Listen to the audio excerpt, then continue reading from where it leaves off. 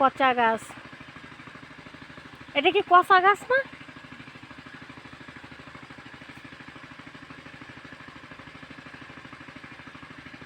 শীতকালে পরে মনে হয় এরকম আঠা শিরিষ গাছের মতো।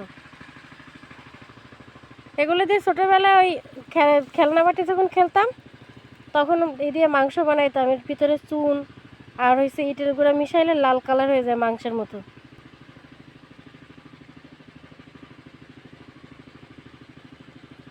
এই দেখাচ্ছে কাছের থেকে এই জিনিসটা, মানে এইগুলা বিশেষ করে এইগুলা নিতাম, এইগুলা নিয়ে কাটতাম টুকরো টুকরো করে মাংসের মতো করে দিয়ে।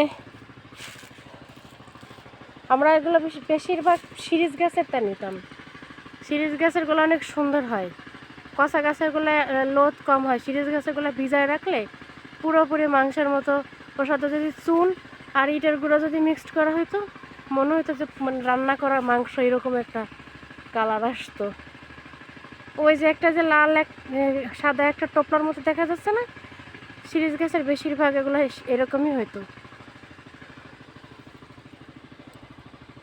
এত পরিমাণ কষ হয়েছে পুরা গাছ।